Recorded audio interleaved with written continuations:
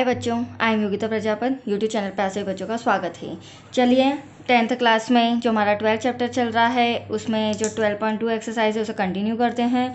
कल जो मैंने वीडियो बनाया था बच्चों उसमें फर्स्ट से लेकर क्वेश्चन 5th तक समझाए थे मैंने, और इस चैप्टर में यूज़ होने वाले जो फॉर्मूले हैं वो भी मैंने कल के वीडियो में बेसिक पॉइंट्स उनसे रिलेटेड समझाए थे। राइट बच्चों, तो अगर आपने वो वीडियो नहीं देखा है तो पहले ये क्वेश्चन फर्स्ट से लेकर 5th तक समझ लीजिए, क्योंकि आगे मैं क्वेश्चन 6 और 7 करा रही हूँ, क्योंकि 5th, 6 और 7 ये तीन सब मोस्ट इंपॉर्टेंट है जो एग्ज़ाम में पूछे जाते हैं।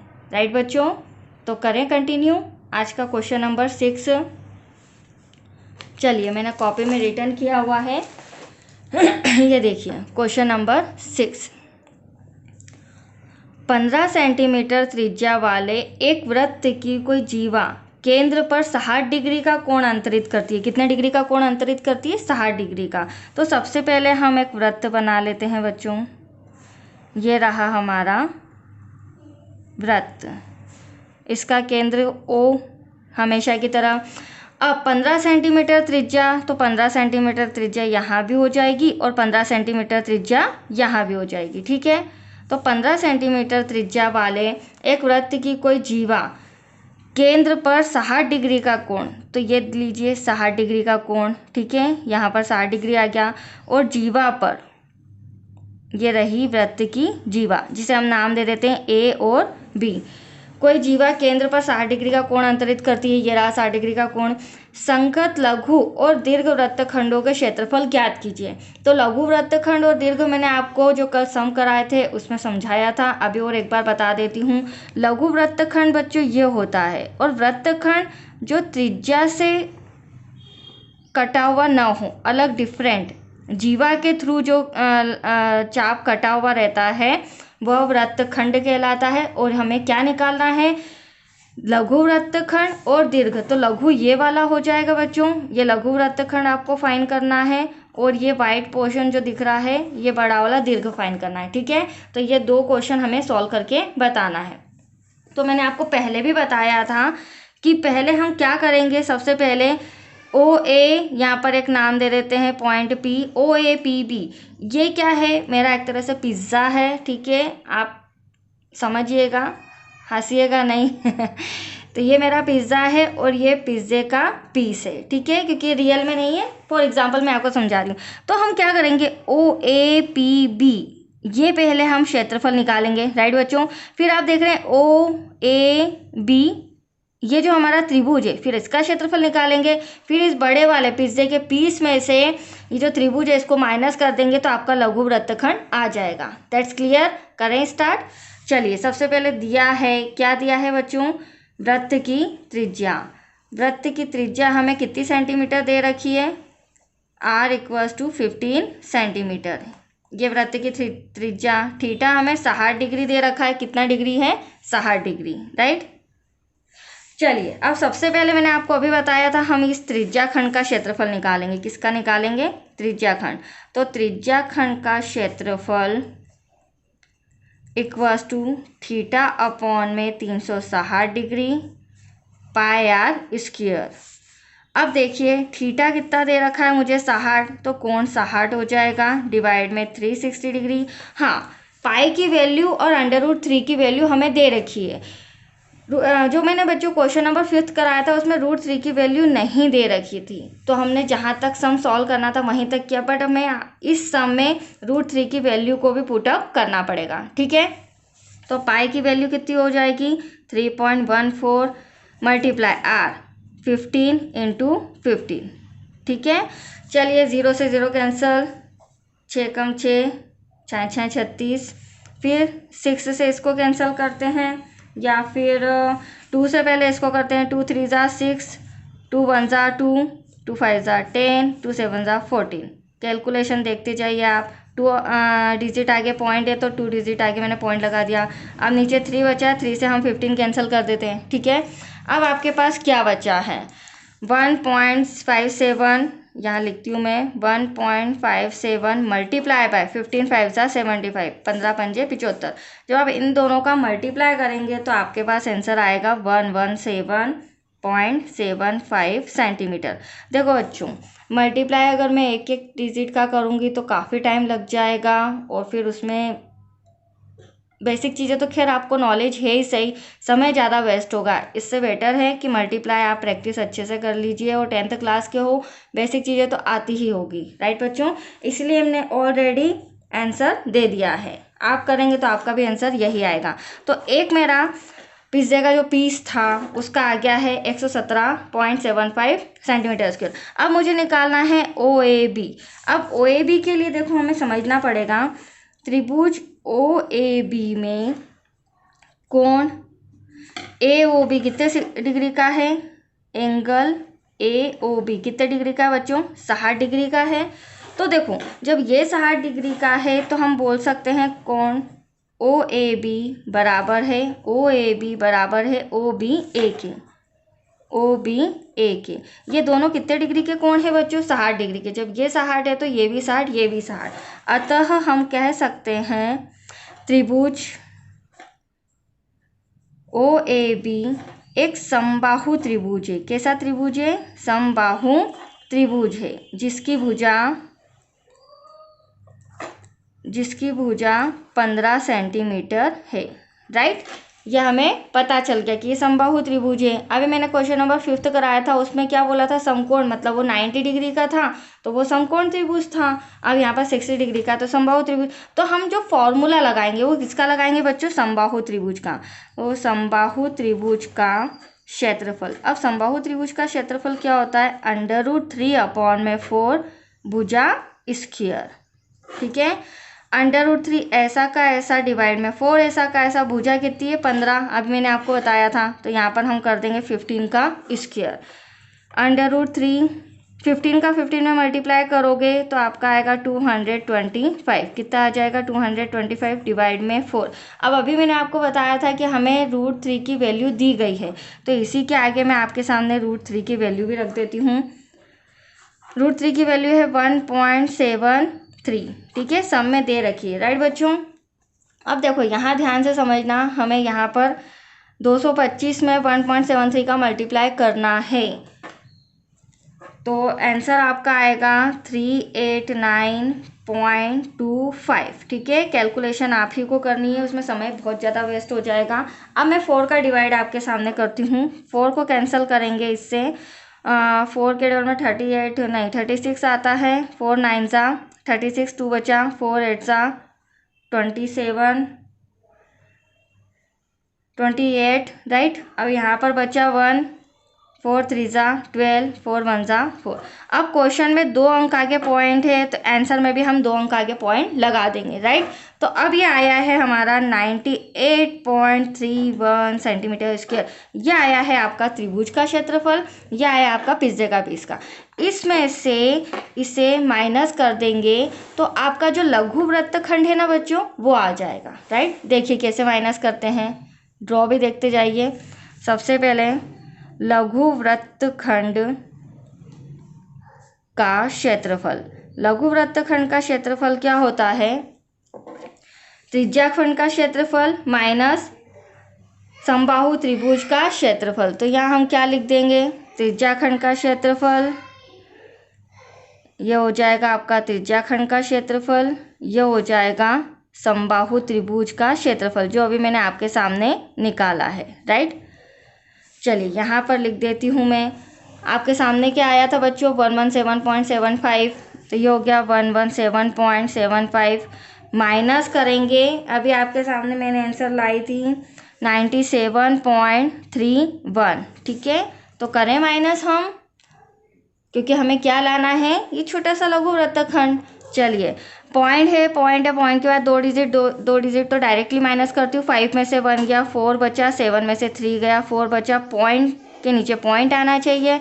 7 में से 7 गया 0, 11 में से 9 गया 2, तो 20.444 सेंटीमीटर स्क्वायर। यह आपका छोटा सा जो वृत्तखंड है ना लघु, इसका आंसर तो आ चुका है। अब मैं बात करती हूँ दीर्घ वृत्तखंड की, ठीक है, ये जो ऊपर वाला हिस्सा है। तो यहाँ क्या करेंगे बच्चों, सबसे पहले मैं वृत्त का क्षेत्रफल निकालूंगी, ठीक है। जैसे ही वृत्त का क्षेत्रफल आ जाएगा आपके सामने, ये जो लघु वृत्तखंड 0.44 आए, इसको हम माइनस कर देंगे तो आपका क्या आ जाएगा, दीर्घ वृत्तखंड। That's clear. चलिए देखिए कैसे करते हैं। सबसे पहले हम लिखेंगे वृत्त का क्षेत्रफल। वृत्त का क्षेत्रफल simple formula pi r square, आप सभी जानते हैं। पाई की वैल्यू रखनी है हमें 3.14 और यहाँ पर त्रिज्या आ जाएगी 15 इंटू 15।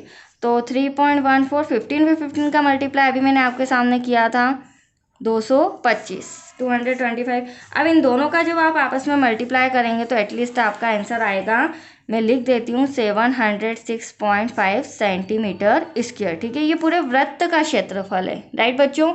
बट मुझे पूरे वृत्त का नहीं चाहिए, मुझे दीर्घ वृत्तखंड का चाहिए। दीर्घ वृत्तखंड का क्षेत्रफल इक्वल्स टू वृत्त का क्षेत्रफल माइनस लघु वृत्तखंड का क्षेत्रफल। क्या आ जाएगा यहाँ पे, लघु वृत्तखंड का क्षेत्रफल, राइट बच्चों। तो देखिए दीर्घ वृत्तखंड आपके सामने ये रहा 706.5 माइनस लघु वृत्तखंड ये रहा 20.44। अब देखो इसको माइनस करना मैं बता देती हूँ आपको। 706.4, पॉइंट के नीचे पॉइंट आना चाहिए, प्लस करो या माइनस करो, राइट। तो पॉइंट के नीचे पॉइंट, आगे 20 और यहाँ पर 4। अब देखो यहाँ पर हमें एक डिजिट की और ज़रूरत है तो मैं मन से 0 लगा सकती हूँ। कैरी लेके माइनस करेंगे, 0 में से 4 जाएगा नहीं, 10 में से 4 गया 6, 4 में से 4 गया 0, पॉइंट के नीचे पॉइंट, 6 ऐसा का ऐसा, कैरी लिया, 10 में से 2 गया 8 और यहाँ पर बचा 6। तो एटलीस्ट आपका आंसर आया 686.60 सेंटीमीटर स्क्वायर। यह आपका दीर्घ वृत्तखंड आ चुका है और ये जो मैंने यहाँ फाइंड किया था ये लघु वृत्तखंड। तो आया आपको समझ में, बहुत ही अच्छे समय बच्चों और काफ़ी डीप में मैं समझा रही हूँ, राइट। तो समझते जाइए, अपने डाउट्स क्लियर करते जाइए और ये सभी मेहनत आपके लिए है तो प्लीज़ थोड़ा सा लाइक शेयर ज़रूर कीजिएगा, राइट। चलिए क्वेश्चन नंबर 7, ये भी पूरी तरह ऐसा ही है जो मैंने ट्रिक से अभी आपको सम कराया था। देखिए त्रिज्या 12 सेंटीमीटर वाले एक वृत्त की कोई जीवा केंद्र पर 120 डिग्री, पॉइंट यहाँ है कि ये जो 120 डिग्री है ये थोड़ा सा डिफिकल्ट आपको कर सकता है। तो 120 डिग्री का कोण अंतरित करती है, तो संगत वृत्तखंड का क्षेत्रफल ज्ञात कीजिए। पाई का मान √3 का वैल्यू भी दे रखी है। सबसे पहले हम बना लेते हैं वृत्त। वृत्त का केंद्र O, ये इस तरह से त्रिज्या हो गई कितनी, 12 सेंटीमीटर। 12 सेंटीमीटर। कोण कितने डिग्री का है, कोण 120 डिग्री का है। तो प्रॉब्लम हमें बस यहीं आएगी, क्यों, क्योंकि देखो बच्चों जो मैंने बाकी के सम कराए हैं तो 10th क्लास का लेवल 60 डिग्री 90 डिग्री तक रहता है इन समूह में देखूँ तो, ठीक है, 12 चैप्टर में। लेकिन 11th क्लास जो है उसमें आपको 120 डिग्री 140 डिग्री की वैल्यूज़ पूछी जाएगी। तो यहाँ पर 120 डिग्री का मैं अगर ले रही हूँ, सम सॉल्व करा रही हूँ, तो इसमें थोड़ा सा फॉर्मूला चेंज हो जाएगा, बस इतना सा डिफरेंट है। बाकी वही ट्रिक है कि हमें इस तरह से अभी जो मैंने समझाया था लघु वृत्तखंड को सॉल्व करना है और फिर दीर्घ वृत्तखंड को सॉल्व करना है, ठीक है। तो हम सबसे पहले लघु वृत्तखंड को सॉल्व करेंगे। तो कुछ भी नहीं है बच्चों, सबसे पहले वही, ये नाम दे देती हूँ मैं A, ये B, यहाँ पर हो जाएगा P। हम सॉल्व करेंगे OAPB, फिर हम सॉल्व करेंगे OAB, जहाँ पर फॉर्मूला थोड़ा सा चेंज हो जाएगा क्योंकि ये 120 डिग्री है। That's clear. चलिए सबसे पहले दिया है, क्या दिया है, वृत्त की त्रिज्या।